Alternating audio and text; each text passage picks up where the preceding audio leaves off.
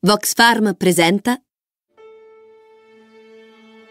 Nell'introduzione all'opera abbiamo parlato di Victorien Sardou e di come La Tosca di Giacomo Puccini sia nata da uno dei suoi lavori teatrali.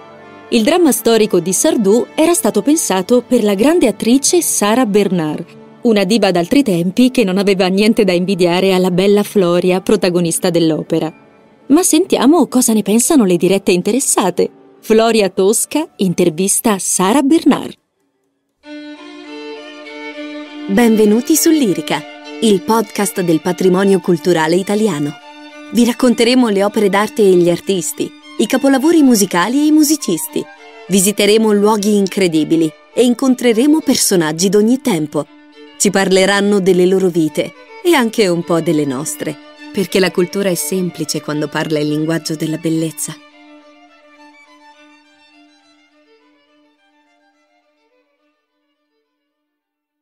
Signorina Tosca di Grazia, si è mai resa conto che a buttarsi dalla terrazza del Castel Sant'Angelo si rischia di non centrare il Tevere e la cosa dunque può risultare molto, ma molto dolorosa? Ne parliamo tra un attimo.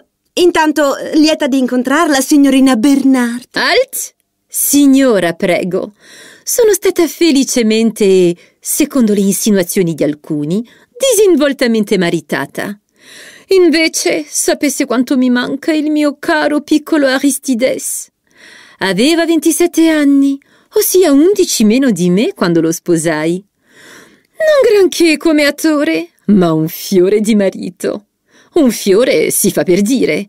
Mi ha lasciato vedova di lì a poco. Alcuni, sempre quelli di prima, insinuano pure che lei, nella sua vita, non abbia mai avuto il tempo di sentirsi sola. Cosa mi dice del rampollo del principe de Ligne? Le manca pure lui? Il nobile signor de Ligne è il padre di mio figlio Maurice. Una passione fugace e giovanile, ma fatidica. Non ha lasciato un vuoto incolmabile comunque, lo ammetto. E Gustave Doré? Ottimo pittore, incisore sopraffino e amico carissimo. Non insinui anche lei, signorina. Oggi io e il caro Gustave siamo finalmente vicini di casa. Stesso cimitero, voglio dire, Père Lachaise, un posto molto chic. E direi, è lo stesso cimitero di Jim Morrison, di Chopin e di Proust. Jim cosa? Non ho il piacere di conoscere il signor Morrison, sono sincera. E Chopin, se devo essere sincera, è un po' troppo romantico per i miei gusti. Ma Marcel, Marcel, passò a miglior vita pochi mesi prima di me. E io ho tanto insistito perché fossi sistemata accanto a lui. Proust mi adorava, signorina. Lei ha presente la Berma, l'attrice della Recherche? Non le dice niente quel nome? Berma. Secondo lei a chi stava alludendo il nostro raffinato genio coi baffi? Ara. È così che Marcel chiamava il personaggio dell'attrice nelle sue lettere. Ara. Lo scora al contrario e veda cosa ne esce fuori. Ma dubito francamente che lei abbia mai letto Proust. Senta, signora Bernhardt, è ancora lunga la lista dei suoi spasimanti più o meno dichiarati? Non vorrei che rimanessimo qui fino a notte. E quale sarebbe mai il problema di far notte, signorina? Come se voi cantanti non foste tutte abituate a tirar tardi, a indugiare in ricevimenti, cene, libagioni fino all'alba. Non lamentatevi poi se ingrassate. Quanto alla lista di cui parlava, si rassegni. È lunga, sì. Non è colpa mia se cadevano a frotte ai miei piedi. Attori, pittori, vati di professione e sinanche ballerine. Pure lei ha avuto un debole per i pittori, se non ricordo male. A proposito, chi altro sarebbe crollato ai suoi di piedi? Ah sì, quella specie di goffo barone poliziotto. Si faccia i fatti suoi, la prego. Sono una donna molto cattolica, sempre fedele, piuttosto gelosa. Lascio volentieri a lei l'ingrato compito di fare strage di cuori. Io ho avuto un solo amore, sì, Mario Cavaradossi, maestro di pittura. L'altro cui allude, Scarpia, era un porco e basta. Quanto a questo devo darle ragione. Un maiale, anche arrogante. Quella volta che ci ha provato con me, ed eravamo in Castel Sant'Angelo. Non ho avuto esitazioni. Ho afferrato il coltello e subito... Cosa? Ma che stai inventando? Guardi che è successo tutto a Palazzo Farnese. Ah, ragazzina, in quel palais elegante che lei ha appena citato, la sottoscritta, Sarah Bernard, c'è stata naturalmente, ma solo per esibirsi, recitare, cantare e solleticare l'applauso di nobili e regine. No, dico io, mi ci vedrebbe in un posto tanto chic nel cuore di Roma a sbudelare maniaci sessuali? Quindi, se ho detto Castel Sant'Angelo, intendevo esattamente quello. Non sto inventando nulla. Ho capito. Siamo alle solite.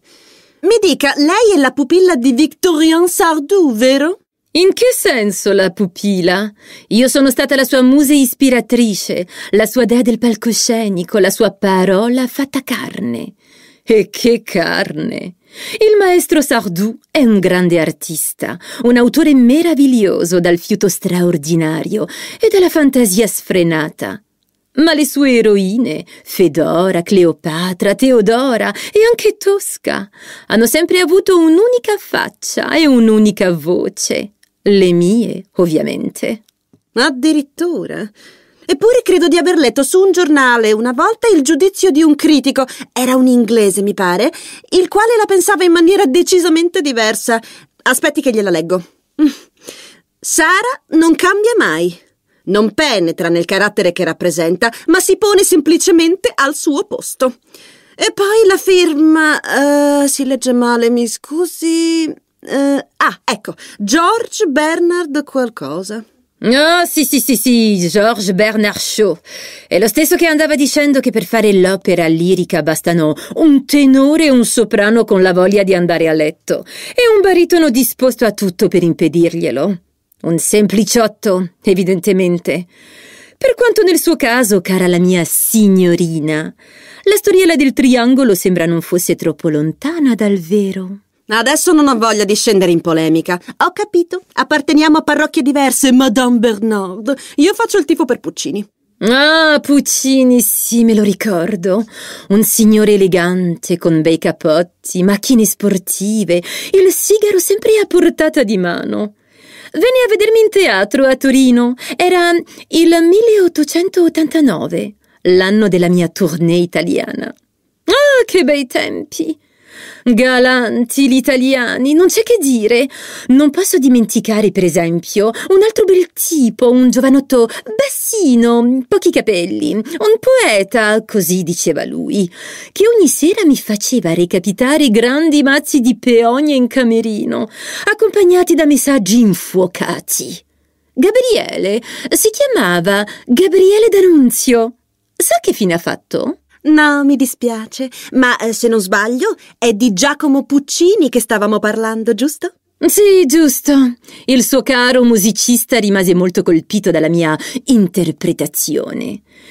Infatuato, direi, e subito decise che da Tosca, col permesso di Sardou, avrebbe ricavato un'opera importante. Cosa che fece in poco tempo e che gli riuscì anche benino, al netto di qualche licenza. Licenza?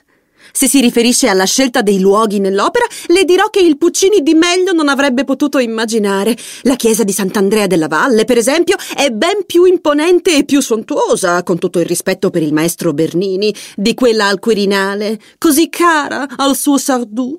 Non sarò famosa come lei, signora Bernard, ma penso che per raccontare grandi drammi con grandi figure, come noi, occorrano proprio grandi spazi. Ad ogni quadro la cornice adatta. E che sballo quel Te Deum sotto la grande navata centrale! Esagerata! Io resto del mio avviso, fedele a Sardou tutta la vita.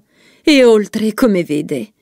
Inoltre, credo proprio che il nobile palazzo Farnese andasse trattato con maggiore rispetto, senza derive splatter, accoltellamenti, fustigazioni e abboccamenti equivoci, di poco mancati.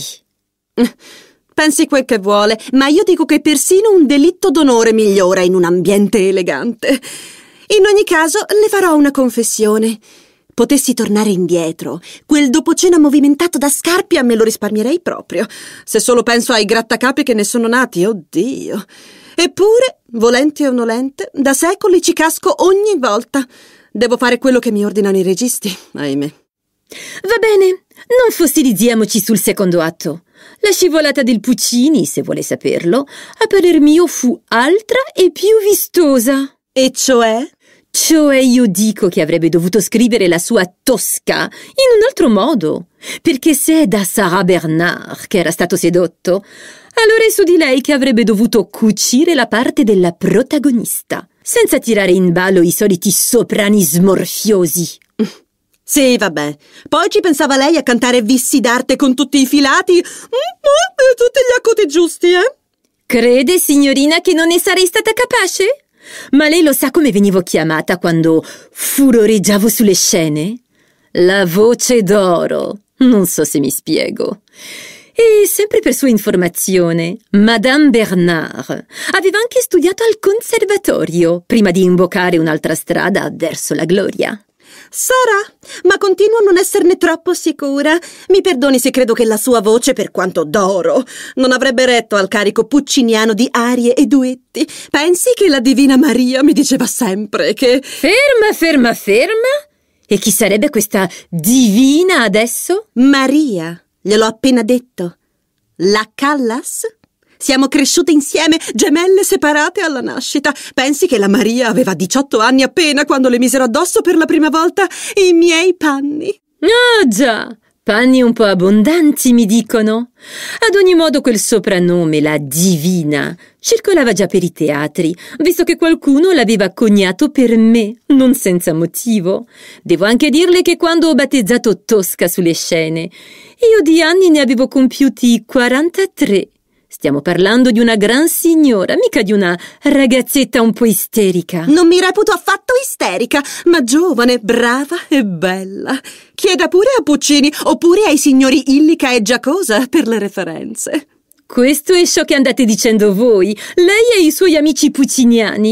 Io resto della mia idea, e poi, secondo lei, a chi assomiglierebbe mai questa giovane Tosca? Non lo so con certezza.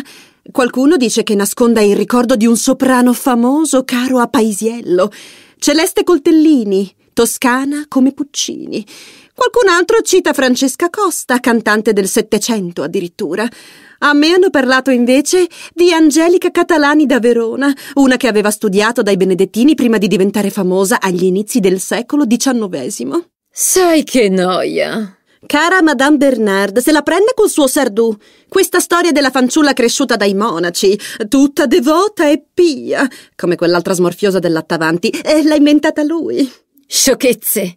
Creda a me, Sardou, nell'inventarsi Tosca, non aveva in mente nessuna Coltellini, Catalani o come diavolo si chiama, ma solo Sarah Bernard. E ripensi alla trama. Non è per una cantantucola che si sarebbe scomodata addirittura alla regina, ma solo per una voix d'or, una voce d'oro. La mia, appunto. A proposito, com'è la regina Maria Carolina? Lei l'ha vista? A me Puccini l'ha sempre nascosta, accidenti a lui. Ci sarà un motivo, cara mia. Lei non è fatta per le alte sfere. In ogni caso non si è persa un granché. La regina è una signora piuttosto in là con gli anni, che la frequentazione assidua con un marito lazzarone ha reso assai meno charmante. Ecco, di quanto si dica. In questa festicciola al Palazzo Farnese allestita dal Sardou, ho trovato in verità varie persone più interessanti. Per esempio il maestro Paisiello, ottimo musicista dalle idee politiche alquanto confuse. Mi dicono che sia stato il maestro del nonno di Puccini. Ne sa nulla? No, nulla. Ma sto pensando che tutta questa confidenza con i reali al mio Mario non piacerebbe affatto. Ma neanche al mio, tutto sommato. Ecco perché ci vogliono giudizio, cara mia, e molto equilibrio. Tutte doti che una divina del palcoscenico, per fortuna, possiede a sufficienza. Immagino ci fosse anche il pessimo Scarpia tra gli invitati alla festicciola. Per forza.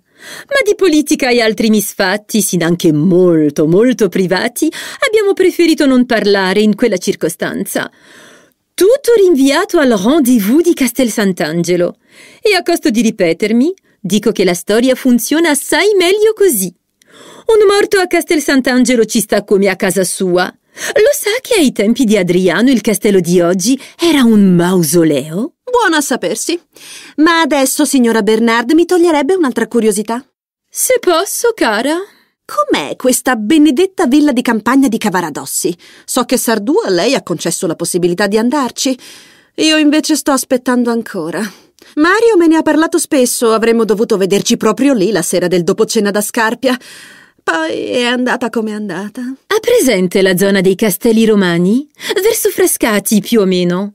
Chiamarla villa mi sembra esagerato, onestamente. Ne ho viste ben io a Parigi e dintorni di ville vere. È una casetta in mezzo al verde, alquanto spartana, con un piccolo vigneto. Un po' troppo rustica per i miei gusti, ma capisco che a un pittore possa piacere così.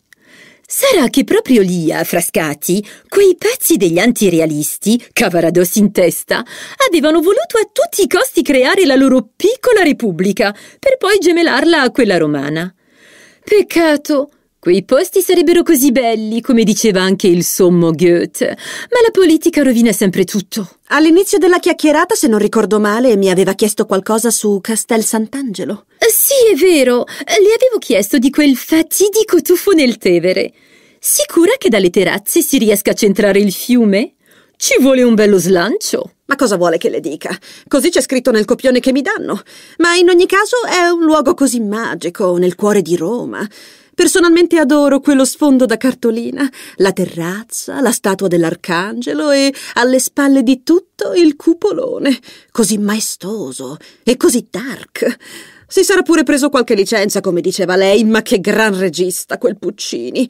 Lassù all'alba vengono dei selfie deliziosi. Quanto alla questione del fiume, mi perdoni, la trovo cavillosa. Il teatro qualche volta è finzione, lei me lo insegna. Oltretutto a me, non so a lei, al momento del salto dal castello piazzano sotto sempre un bel materasso soffice.